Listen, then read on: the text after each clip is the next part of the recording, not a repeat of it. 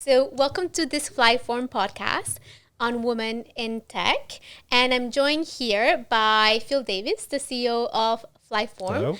and by Nikki and Thea. Hi, Can you guys. ladies introduce yourselves? Yeah, go for it. Oh, thanks, Nikki. No worries.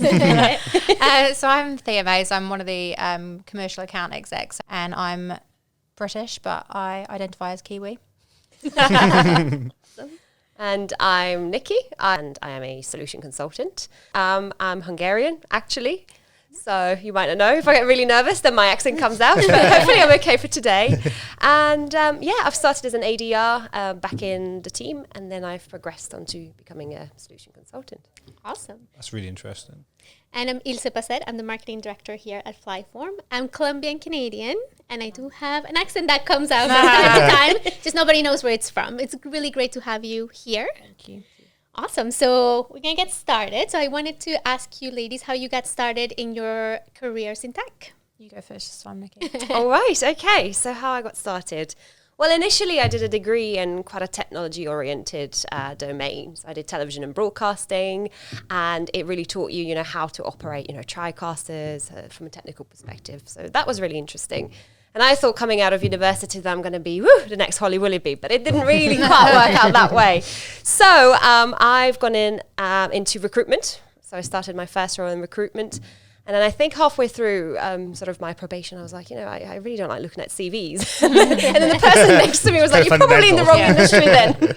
So then from there, I've gone to work in Gartner, became an event sales executive. And then I always had an interest in tech. And I think I get that from my father because he was super tech oriented. And I remember because he was in the audiovisual industry, he brought home a home cinema system. And I really wanted it. And I said, Dad, can I please have something like this in my room? So he brought it home and he was like, yep, here's the instruction manual, off you go, install it for yourself. Oh, wow. And then from there on, I don't know, I just had a natural drawn to it. And So I've done a little bit of a mixed bag, I guess. I studied politics and English at uni, which has nothing to do with tech. Wow. Except politicians are the best salespeople, so that's probably my idea. I worked in a hotel. I ran my own business selling confectionery in New Zealand. So we did like sugar-free, gluten-free, dairy-free, chocolate and lollies. Sounds great. Then I was working in a bar.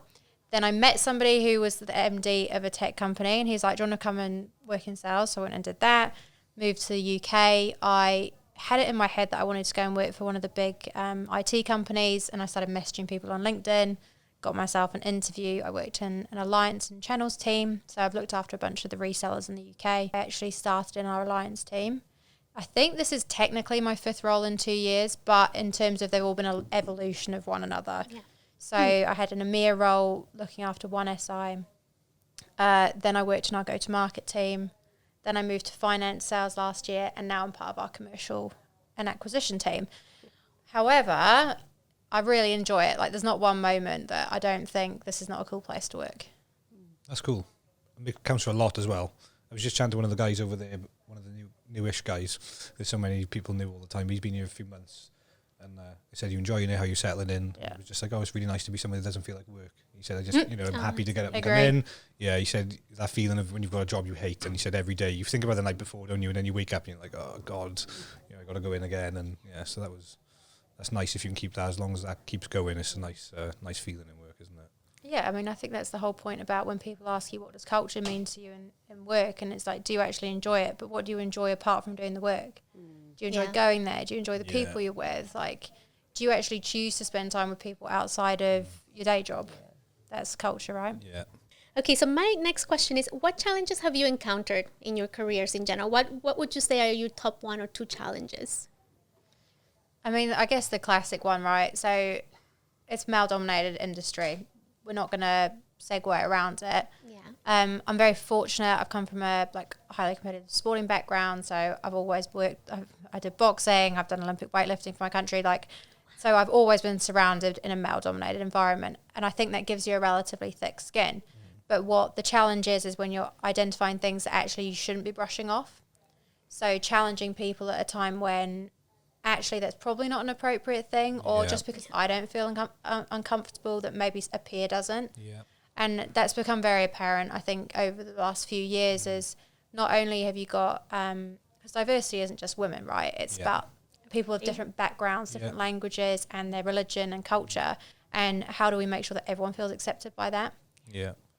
How prevalent is that, these days, in terms, especially with like the women, specifically with the women and male thing? Is that still just a prevalent issue outside?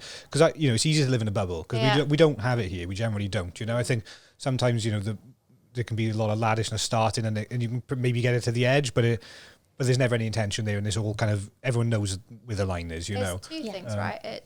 So what is banter? Yeah. And what is your definition of banter versus my definition of banter? Yeah. Yes. Well, My banter could be worse than your banter, right? But I think it is.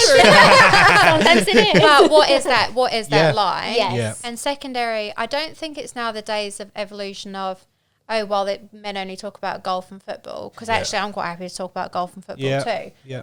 But it's a matter of, is everybody feeling like they're invited? Are we inclusive instead of exclusive? And that's the big thing. We should never feel like we're not allowed to go to something or never not be invited to something. And that's important. Yeah. That's really interesting. Yeah. From a challenge perspective, I've been quite lucky enough that everybody accepted that I wanted to become pre-sales. If anything, they welcomed it. Most challenges, I think, were more in my head than anything else.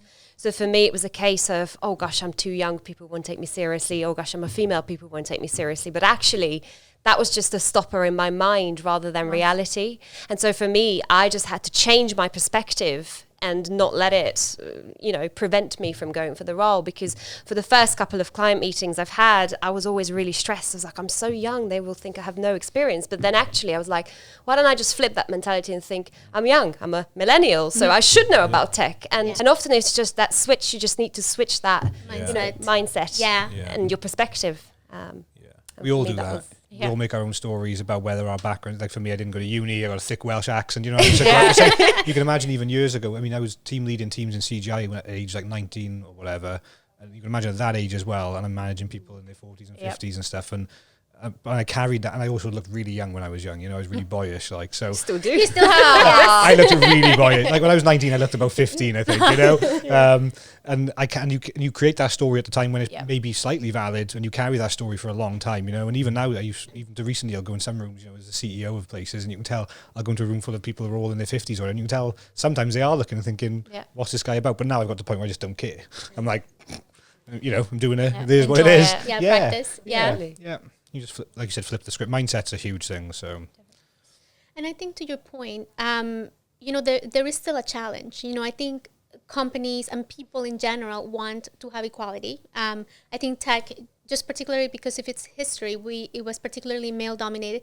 It still is. There, we're slowly closing the gap. But my feeling is, it's very slow, and we're all playing a role, men or women, as well, to help us close that gap. And that's why I think it's so important for us to be having this kind of like open and honest conversations. I work very closely with Phil as well, and one of the things that I like working here in sort of a senior management role is that I always feel like my opinion is heard and respected, and that's very important. And people don't always agree with me, but the way we're socialized as women, we're not socialized to speak up, we're not socialized to voice our opinion. We're very told like, you just need to look pretty and not say anything. I think slowly, like, we're changing that sort of mindset. So speaking about that, what advice would you give to younger girls who are thinking of maybe going into a technical career, or they're just considering their options? What would you tell them? I would start with a nice quote. That's one of my favorite. It's by Henry Ford. He's a famous author. And he says, if you say you can't or you say you can, you're right. And again, it links back to that mindset. So just because, you are a lady, looking to do something in technology, don't let existing sort of hierarchies and existing sort of society-oriented views stop you.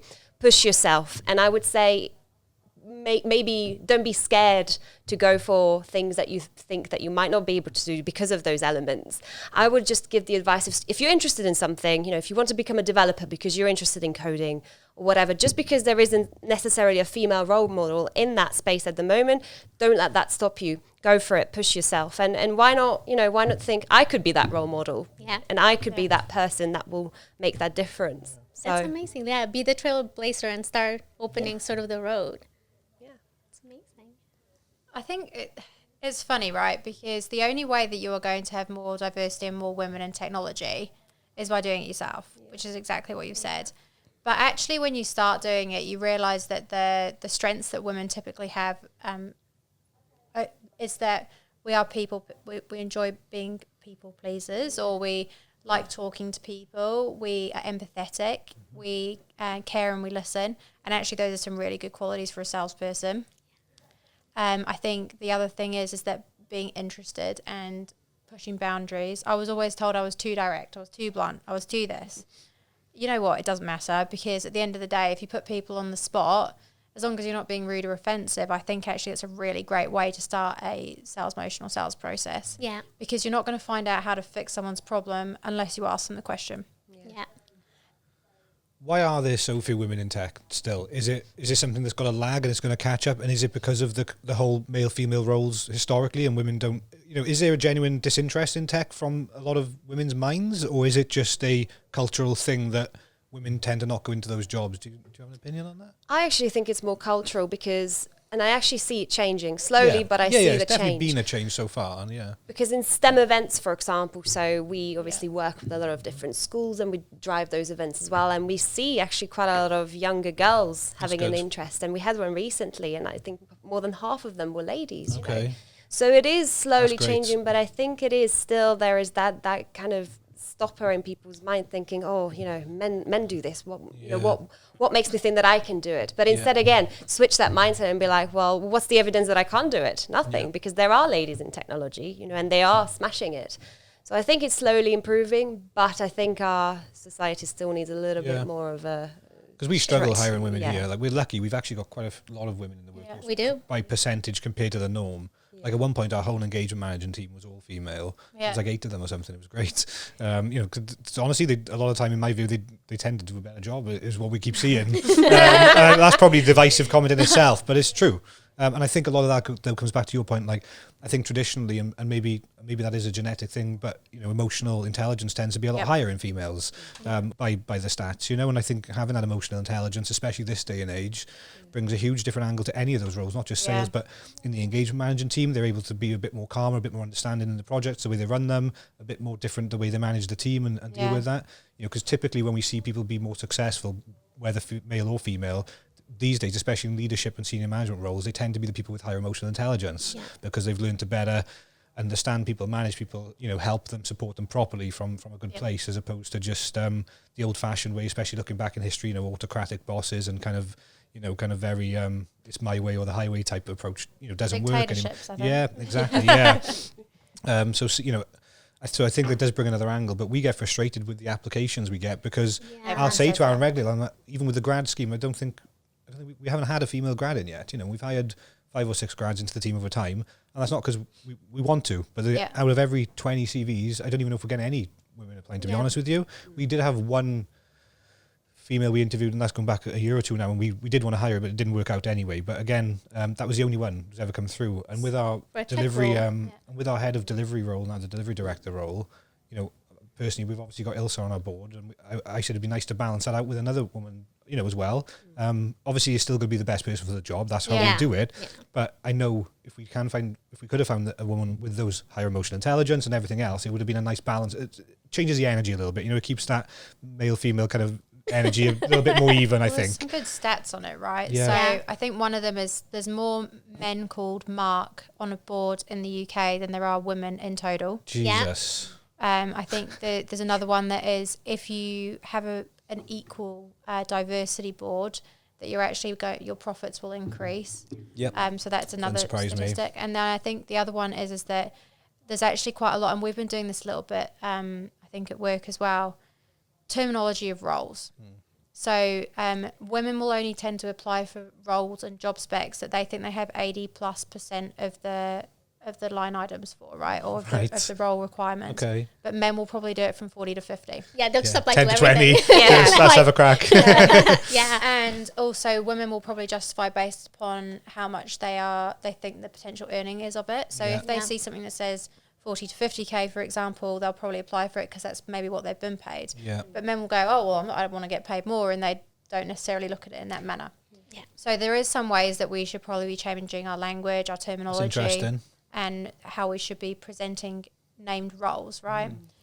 But equally, the only way women, in my opinion, are going to start getting into tech is if they talk to other women who do similar stuff. Yeah. Yes. I don't even know why I wanted to get into tech, if I'm completely honest. I just remember thinking, it's kind of interesting. I want to go work in IT. I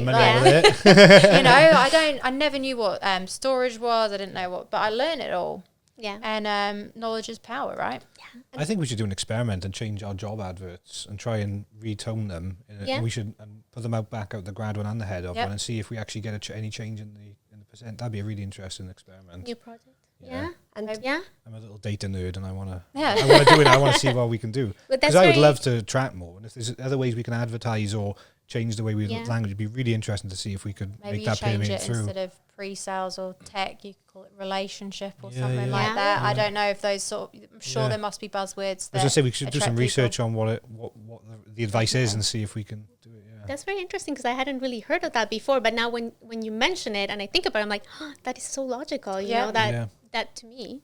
Because with our head of delivery role, we've only had, I think the second. One we had one in so far to even I think there was another one this week. But then out of all the applicants, say 20 CVs, there might be one or two women. One or two, yeah. And then, so the stats are so low, and then to pick, and then you've got them, they need to be the best for the role, or at least the best broadly, and that is such annoying because it also almost becomes this self-fulfilling cycle at the moment where we talk about not having enough women on boards, but then they're not in the market and they're not applying for the various reasons. So then that just keeps maintaining that statistic, doesn't it? And and then skews the perception of maybe why to some degree. So.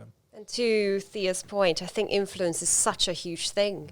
Because I think, women talk to women and they talk about each other's roles. And I think when you're younger, it's who your group of friends are. That's such a huge influence. Yeah. And so I think if there was a way to make it seem cool, that, somebody is interested in tech. Yeah. And, and I had this internally, somebody who was working in our customer service team, she really wanted to become pre-sales. And she was just, wondering about it, asking about it. And I think we sometimes tend to underestimate that power of collaboration, that power of networking, and just knowing someone else that does it and looking to them as a role model. Because actually I had a lady SC in Sweden who was doing an amazing job, and she partially actually inspired me to look at the role. Nice.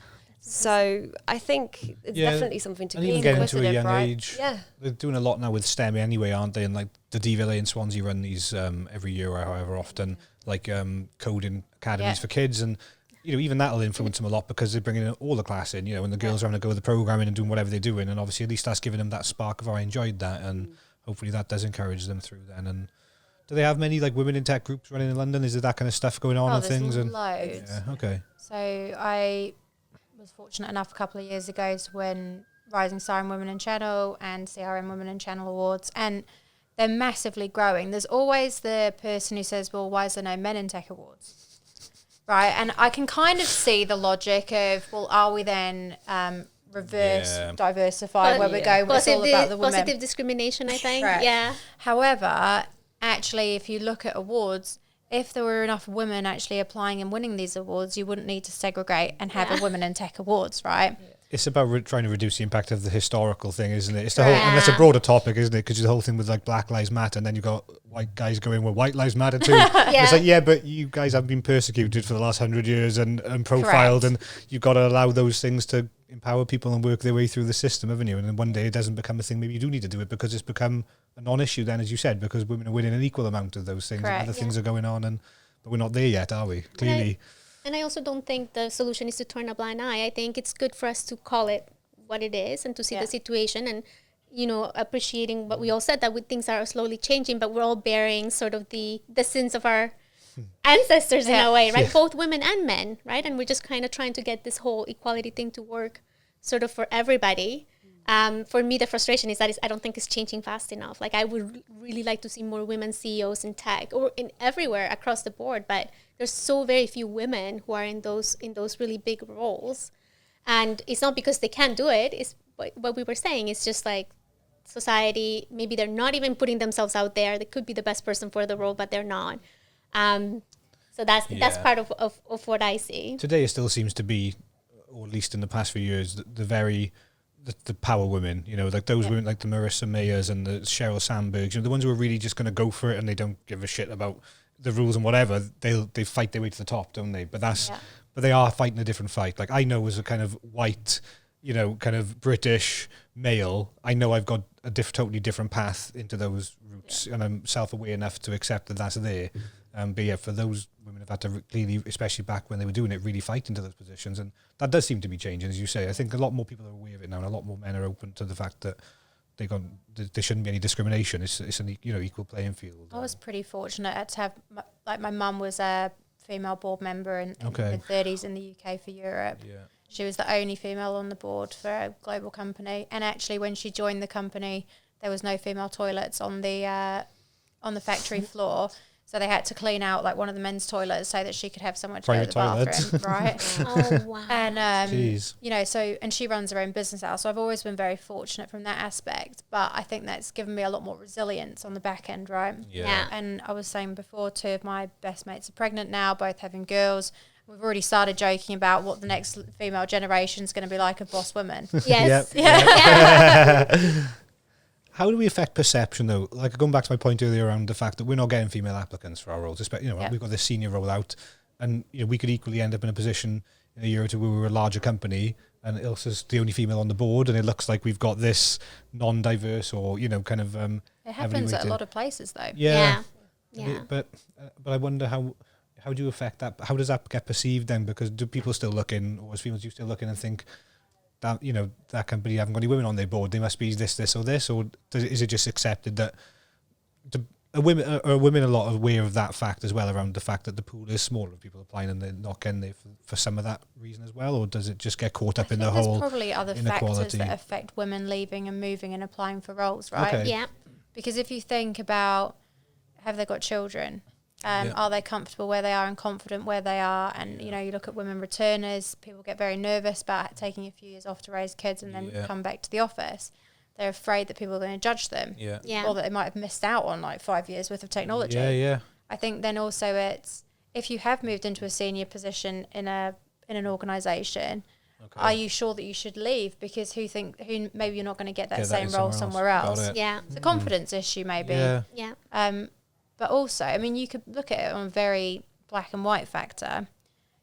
Good salespeople don't tend to leave businesses because they've got a great patch and they've got a great pipeline and they're very happy. Maybe it's something kind of similar in that aspect of if you've got a really good thing and it works for you on a home-life balance, like a home-work balance, maybe you get Fridays off because you want to spend time with your kids, or you've got a great boss who really understands what's important to you and you're making great money, then perhaps those ambitions aren't quite the same as what a man has, which is moving up to the next level. Or I don't know. And I guess, like you said, the men will be more secure with it. If they go there and it doesn't quite work, they'll just jump to another place and make it work there, or the third one. Whereas if the women haven't done that or got that confidence, and they don't want to make the first jump, let alone having the confidence, there'll be another jump that'll work after that. So, and I'm generalising a little bit, but I do think those are probably factors in people making decisions to move. And actually, just talking about, women coming back to work, but I think that's another maybe bucket to evaluate really is maternity and paternity leave. There's so much pressure on women and it's them staying at home with the baby. And in other countries, it's really fair. Like in Sweden, for example, the dad gets a year off, but here we still give them 2 weeks. Has that started changing now? Is there some rules, even with the government, they can split the maternity between both parents now or something? I should have researched that before this. But I do think that's important as well, because then that gives women the equal opportunity to go back to work if they're career focused, and let the dad take care of the child as well. So that's another aspect that you need to look at. How do we equalize that a little bit more? And I find it kind of ironic that the women are going off for the kids and then having trouble coming back to work, when then the men who are equally fathers in places want the women probably to go off and raise the kids. So they're kind of getting stung on both ends of that. And I wonder if there's some weird patriarchal control factor going on there as well. But it's controversial though, right? They've released recently, do you think that we should be showing pay between men and women? So should all companies actually have to show how much people are getting paid? Because typically that is a very hush-hush subject. And they say there's the gender pay gap, but then obviously there's some factors that don't get included into that. So is it role segregation? Because that is a factor, isn't it? I think time. And there are limiting factors to, me and you get paid a different amount. It might not necessarily be because you're a man and I'm a woman. But how do we prove these things? Is it by having an open book on it? Actually, my husband was telling me a story, something he read in The Economist, that single women property investors will actually make 20% less profit on their property and will pay 20% more than men on when buying a property. So I found that quite surprising. Is that a negotiation? Yeah, so that's what they were talking Okay. about. So they said that women are less likely to ask for discounts on the haven't list been price with of me things. then. I was looking at you when I was saying it, thinking I don't want to negotiate with Thea. In general, I guess. And then they don't tend to ask for as much money. They don't think their home is worth as much. And I was quite surprised by the stats. But it was The Economist, so I do trust the source in the sense that they got that. So I also think it's the way we've been socialized as women, right? Don't ask for things, don't ask for more. Like if you're getting something, and I think the only way that we're starting to change that, I think it's going to be grassroots. So it's going to be like us talking about it. We are kind of the role models for the next generation. So I have 2 small nieces. They're 8 months and 3 years old. But I'm thinking about them, and I'm like, well, when they grow up, they're going to be like, well, my aunt, she's sitting on a board, or she went for the things she wanted to do. And then they will have, because not a lot of people have that experience that you had with your mom, right? And the confidence, right? Which is very, very rare. I mean, in the 30s to have a woman in a board, like that was unheard of. Like that was, but not a lot of little girls or young women actually have that example. So when you don't have the example, you don't think that's something that you can actually pursue, because we don't have role models for that. So as we're getting, progressing in our lives and our careers, and we're able to show young women, I think that can be done. That's slowly going to change, but it's gonna take some time probably. Are these? You go. Oh yeah. And of course, to your point, I think it's to do with the behaviors as well. So perhaps there's such a gap because women don't have necessarily the same kind of behavior. So to your point about not asking, and I think we don't ask necessarily because we don't want to be perceived as difficult, and I think we need to, and pushy, and I think that again, that barrier needs to come down a little bit more. If you want to have the same results, in pay as men, then have the same behaviors as men. Ask for it. Don't say sorry, don't be apologetic for asking, drive that. Interesting point there. So when I interviewed, I was 45 minutes late for my second interview, which was not my fault. It was the tube's fault, obviously. And but when I got there, I've been listening to this podcast a few weeks before about the differences between men and women in a meeting or in an interview. And men don't apologize. So, for example, if a man comes into a meeting late, he'll go, "Oh, sorry," and then he'll sit down and then he won't mention it again. Okay. Women will come and go, "Oh, I'm so sorry I'm late because this happened and this happened. Oh, but I'm really sorry. Anyways, can we start?" And sorry. Yeah. And I went, and we'll naturally do it. And I got into this meeting and he went, "Oh, you're 45 minutes late." I said, "Yep, sorry. So we've only got 15 minutes left, so we might as well crack on."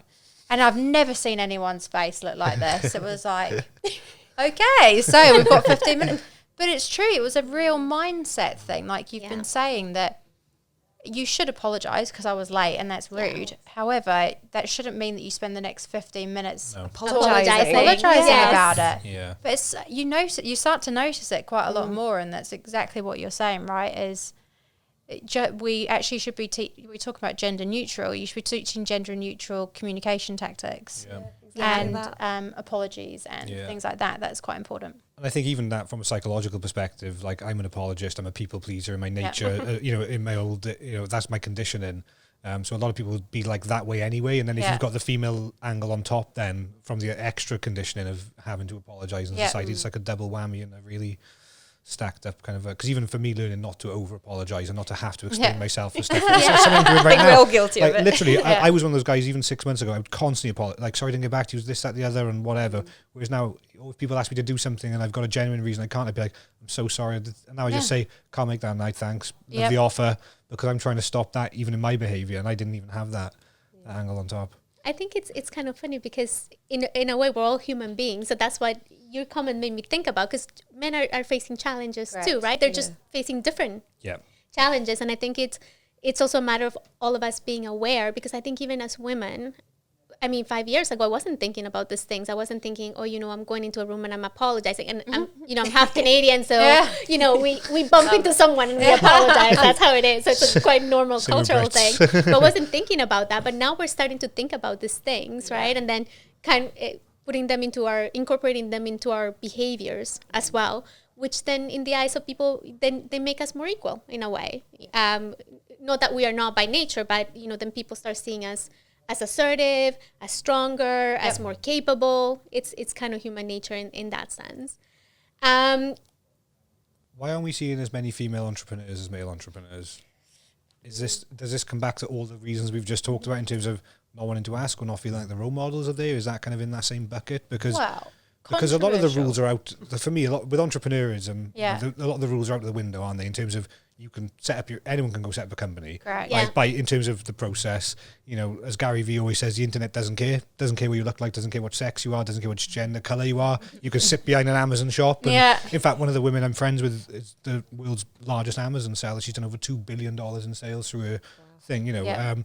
But even then, I go to a lot of entrepreneur events, obviously. It's a lot less women, right? Hugely male-dominated, and you tend to get some of the other groups where typically the man running the group will have the higher emotional equality and those other skills, so you'll have the softer side, which does seem to attract more women into the following. Or you have the other end of the show, which is then the females who are trying to empower women, but then it tends to be almost exclusively a female-oriented, boss women podcast or those kind of groups, which is great for them, but as in still in that middle ground, if you turn up to a middle of the ground event, it tends to be male-dominated. And if I go and think of even some of the world's biggest success stories right now, like your Facebooks, your Googles, Zuckerberg, Larry Page, men, whereas... Always strong women behind them as well, though. 100%. But is that tied back to those cultural still in those ceilings or perceived ceilings in the mindset? Do you think that's where that comes from? And I think women naturally, and this is just my opinion, are sometimes more cautious. Okay. So we're more tend to be a little bit more risk averse, and I think being an entrepreneur requires you to actually be very risk taker, as you know. Just full of fear, hearing about it, thinking of the things. Yes, well, because you had your own company before. So I think women, in my opinion, we tend to be less risk-taking. So maybe that's why even when we have a really good idea and we would like to have a business, sometimes we just say, you know what, I'm going to stay in the comfort where I will not fail, where I don't have to take a really big risk. Because even if I do think then of the women I do know who run businesses, obviously I've got the exceptions I just talked about, and there are a few of them. Like one of the other women I know who's amazing, she builds like power plants, and she's just created they've just created their own, get into that? And they're custom like plants using different technologies, and they've also just released a new blockchain product to facilitate energy transfers in the industry. So fascinating person. But she is then, her energy is very masculine and that kind of side. So, she's powered her way through and she doesn't care. But even then, if you think of more around the day-to-day businesses and more the local area, they tend to be on a much smaller scale. And is that, again, because of maybe the risk averseness or the perceived ceiling or, those kind of things again? It's an interesting... A bit of everything. Yeah. Do you have a thought on it? I 100% agree with being risk adverse, because I had quite a lot of different ideas as well. But it's, where do you find the funding? And I also think maybe we tend to be a bit better with money. Men are a little bit more. I like to buy everything I can. I'm becoming a better saver, but spending feels good. Plus, I think, it takes about 5 years for a business to really take off. And in that 5 years, a lot can happen, especially in a woman's life. So that could be an element as well. I think there is loads, but... And I suppose the parenting side comes into that again, if they're thinking they've got to take time off to raise kids. And how do you do that with a self-employed business can be a factor unless you've got support or a really strong mindset. Because I do know women who have had their kids and raised them on their own and built businesses, but they're very, very strong women. Even in the same way you evaluate a man, just in terms of their drive and ambition is high, The risk stuff. I don't really know. I hadn't really thought about why more men become entrepreneurs. It could be a bit of a hereditary thing as well, that actually it's a comfort, it's risk, it's how we've been gone through university or schooling of actually, are we those critical thinkers who think about, or even is it an opportunity when you leave school, right? Do people ever think, well, I'm going to become an entrepreneur? Yeah, an entrepreneur, the side of that in this general is we're trying to push more and more of that to kids anyway and tell them all, like, look, you can do this, anyone can do this. It doesn't matter where you are now. What you've done. Or a nurse or, so, as a whole anyway. So again, it doesn't surprise me maybe it's gone that way because, like I said, you've got all the normal factors limiting a human, and then you've maybe still got this cultural Programming. Around females in general as well. The risk stuff does come into it because men are more generally more risk takers and, powered by testosterone. And then it does, and if they do the stats, men with a higher testosterone tend to be bigger risk takers or have bigger, those type of, attitudes. qualities. So yeah, I wonder how much of that does play into it. And it does make me think then about these innate qualities that women have and men have, just by nature in a way. And I see this within our company as well, how complementary everything is, because we talked about this positive discrimination, right? Yep.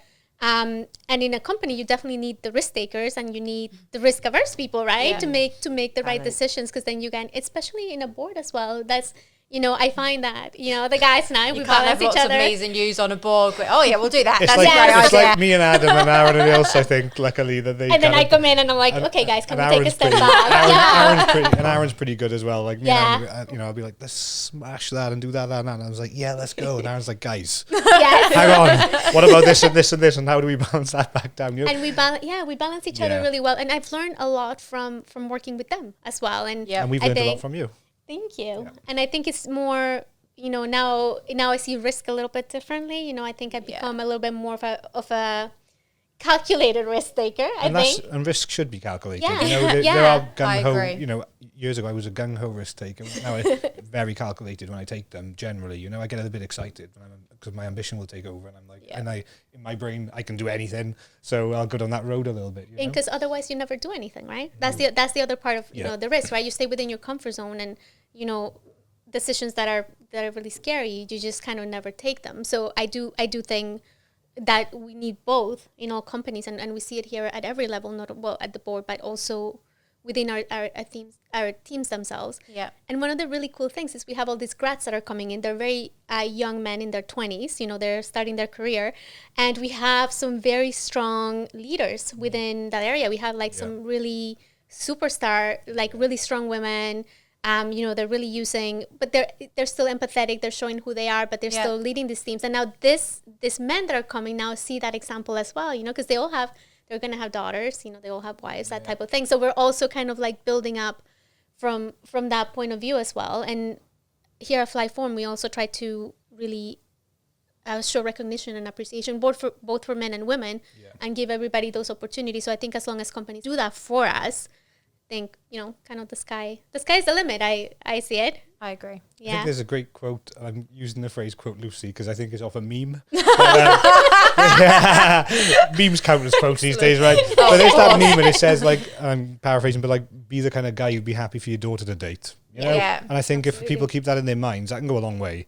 The way you're behaving now and treating women in and out of work and everywhere you go. Yeah. If you've got a daughter, because a lot of men, and you've still got that traditional patriarchal men protecting their daughters and t-shirts with "you ain't dating my daughter, I'll shoot you" and this kind of crazy you literally see it, don't you?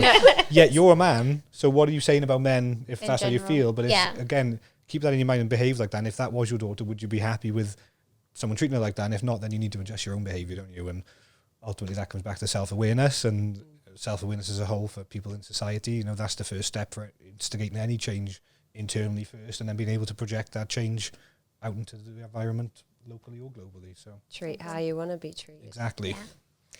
So I have one last question. So for women, young and of all ages who are aspiring to work, what other things can you tell us to help women succeed? Well, I've actually, you've touched on the mentorship program, but I've actually come through the mentorship program to amazing. become a pre-sales consultant. So that was something that was kind of in a piloting phase. And now I actually am also mentoring an ADR team member who's a woman. And she's actually not very sure whether she wants to go down the sales route or the pre-sales route. She's got kind of, she's in that conflict stage, and so I'm taking her through all the wonderful stuff of what an SE goes through, and teaching her about the platform and just getting her a bit more comfortable with things, and saying to her, you have to get used to the fact that you're going to have to be uncomfortable a lot of the time and push yourself and be okay with not getting things right, because another thing that was in my head is that I had to know the answer, I had to be perfect. But then it wasn't until I went to a meeting with a really senior SC that I was shadowing at the time where he got a question and he just said, I don't know, and it's okay to not know. Yeah. And it's okay as long as you say, I'll follow it up and I'll get back to you. And Yep. that's fine. But I think, as well, we always want to be perfect and be Yeah. perfectionists. And I Yeah. think that just doesn't exist. So No. don't be afraid to make mistakes. And I know that's cliche, but it's very, very true. No, we teach people here I'm constantly sitting here with the guys every team meeting. I'm like, guys, I fuck things up all the time. That's what I say to them. We I'm all like, do. Take probably ownership. did one today. I'll do another one tomorrow. Yeah. It's going to happen. Yeah. People have made some pretty major, not major, but mistakes with an impact. Someone once on a particular project, they miscounted the number of days left available on the project. So we did a bunch of time we couldn't bill, basically. So there's a direct financial impact there. Yeah. Nobody got mad. I was a bit like, oh, really? Damn, that sucks. Learning curve, I'm like, right? oh, Yeah. free money, like, no, don't let it at that end. I'm holding it over here, But it was just like, okay, how did that happen? Yeah. Don't worry about it. And also, this particular person, that project was an intense project. We knew they'd been overworked. It was like, look, Yeah. you're tired. These things are none of us are superhuman. Some of us are kind of try and be that way, but we're all you can only take so much pressure or do so much before things will creak a little bit, right? And it just happens all the time. So It's a nice way to be, right? definitely, it's got to be that way. I think from my perspective, it's about being inquisitive. I always talk to people. I talk to everyone. Always introduce yourself to people. Ask people on LinkedIn, email people, Google people on podcasts, and just ask them, how do I do this? How can I get involved in that? I really like your job. Can you tell me about your job? I wanted to, and just keep asking people. That's how I got into tech, I think, effectively, was I went, where do I actually want to work? I didn't know anybody there. I didn't actually know what they did. And I just started messaging people who worked there, asking them, being inquisitive. Yeah. And That's good I don't advice. think anybody ever turns around and says no, Yeah. Yeah. That's true. right? And if you end up in a solution consulting role, an account exec role, a delivery role, you still got to be comfortable talking to people, even if you're the biggest introvert. Then actually there's a learning curve for the extrovert on the other side. So from my perspective, one of the best things I've learned from being surrounded by highly technical introverts, I guess, is don't always speak first. Let other people try and speak first, and ask people if they want to contribute. Don't assume they do. They might not, but ask them if they want to contribute and make them feel comfortable and confident too. And a lot of that stuff, again, just a lot of it is all mindset related, right? It's such a Correct. big issue. Like, I'm introverted naturally, me. Really? I did read a term called ambivert once, actually, which Yeah, is you kind of, you flip. can flip between two, and I kind of Yeah. can. Like, I like to socialize with people, but it definitely does. And I've only learned this in the past couple of years about myself, the more I tap into the self-awareness, that I do know now that it drains me. So if I go to Now at Work, I've got to do other, even come to Cheapside sometimes can be draining, because I get there, everyone wants to There's talk to me, lots and of I want to people. talk to them too, Yeah, you know? and I there's actually, also lots of- and I want it, and I'll do Yeah. it, but I know I'm going for it all day, and I know now at the end of that day I'm going to be tired. I'm gonna be, my energy will be drained, I'll be emotionally drained. Like, I noticed a couple of years ago, and I could never put the pattern together, but I'd go to a Tony Robbins event, and they're obviously intense anyway, but then Now at Work, and it would be all day, and because back then the company, there was maybe 6 of us, and I was the salesy one, so I was at the face of the company. So when we do a Now at Work, and I was always at the front of the stand, I was always the one going for 100 mile an hour, getting everyone to come and talk to us, doing all the conversations. And the exhaustion after that, I mean, it was like nothing I've ever felt. So you're going for it all day. The next day, it felt like a hangover, and I mean an intense hangover. And I call them energy hangovers. Yeah. And I didn't put 2 and 2 together, but my coach at the time was great. She said, and my coach was female as well, she was amazing. But she said, you've got to start looking at this as a pattern. She said, from now on, because what I did, typically stubborn, was big event like Now at Work. The next day, I'm up at 5:30, I'm back on a train or a flight, and I'm going to see a bunch more clients. Yeah. So then you're really running yourself into the ground. And she was like, look, from now on, whenever you do an event like that, she said, you seem to have a 1-to-1 ratio. Like a 1 day Now at Work event would take me at least a day to recover from, and maybe 2. Yeah. And Tony Robbins, I did a 4-day event. I was written off for 4 to 7 days after. So she said, from now on, be aware and don't book anything that next day. You've got to keep that day as available as you can. And that could be me lying on the sofa under a blanket, which I generally don't do, but I'm that drained that I've got to allow that recharge, so. It's interesting you mentioned coach there, and I think that should be something that everybody by default has. Definitely, a coach, I a agree. mentor, Yeah. somebody to look to, ask Yeah. questions from, learn from. And it could be a mentor in the industry that you want to get into. It could be someone that you find inspiring. It could be anybody. Yeah. And even if it's more than one mentor, Yeah. just to mix it up, I think that's so important. And that's how we could, have the outreach of influence and make sure that the influence is out there, and that people who want to get into certain industries, regardless of their gender, Yeah. that they have that ability and that, connection. with someone who can help. And these days, it might be you can't buy a coach, you might not be able to afford it, or you might not find someone you meant to mentor you in your immediate environment. But these days, with the books and the podcasts and the YouTubes that we've got, the amount of information, like you can be coached essentially by a good podcast. You know, if someone's teaching you mindset, that is giving you coaching until you get to that level. Ilsa's obviously a coach. I'm actually a trained coach. And actually has been recently offering coaching sessions for our team here. So, you know, and I offer the guys coaching sessions here. I'm like, look, if any of you want one-on-one with me, if you've got that ambition, you want to talk about it, let's go. You know, and some of them I've been given certain books to read. I'm like, look, read this one. We'll talk about these topics, and it's hugely important for people. My coaches saved me and put me back together when I was very broken multiple times. You know, generally from like work and life stress, and definitely changed my course. And they did it very annoyingly easily. It was one time I was completely broken. I think we'd been in Scotland with a Now Box event. Then I'd come from a client site to there. We'd flown like our kit in. I was back down to London for a meeting. Flew to Barcelona for the partner summit. Flew back in and went back to London the same day. And I'd be up to like 3 a.m. writing RFPs because it was probably just me an hour into that, but it was something. There was, you know, a couple of teams on site, and I had a ton of problems at home. And I was broke. I was doing my coaching call in Paddington train station in a Cafe Nero because that's how busy. I couldn't even go somewhere to do it. So it was like headphones in, eyes full of tears. I was like on the phone. This is what's going on. And she just gave me this really simple concept about understanding when you're in survival mode, how to power through that, what that looks like. It took her about 7 minutes to talk me through that, and my perspective did a full 180 and went up about 8 gears. And that was 2 or 3 years ago, and I still use that system all the time and teach it to people because it was so powerful. So yeah, getting the right help and people who've been there is fundamental. Success leaves clues was Jim Rohn's quote, wasn't it? And it does. You know, if you want to be successful, look at what people have done before. The hints are out there. You can see the patterns. And I agree. And it's about being human as well. I think I'm going to close with that. So, you know, thank you. One of the things that we talk about in terms of FlyForm is we're all human beings. Like we talked about making mistakes, and we're all going to have bad days, good days, right? And I think a lot of companies are now embracing that. You know, there is self-care, mindfulness. People are very aware of stress, burnout, all of these different things. Mental health. Yeah, Yes, it's a huge mental health topic. is a huge thing now. So that in that sense, we're making bigger strides as well. But I wanted to thank you for taking the time to come to Cardiff to talk to us. Thank you for having us on this really rainy day. You know, it's very. It is rainy. It's great for me. I don't think there's any rain left. I couldn't believe it. I was like, not where's today. this still coming from? But I am very proud to see very strong women like yourselves in the industry with such great qualities, succeeding like you have done. And thank you for all the help that you give FlyFormers every day. We really enjoy working with you, and I'm hoping I can get you guys into another podcast in the future. Thank you for having us. Thanks for having us. Thanks, Phil. You're welcome. Thank you. Thanks for hosting us.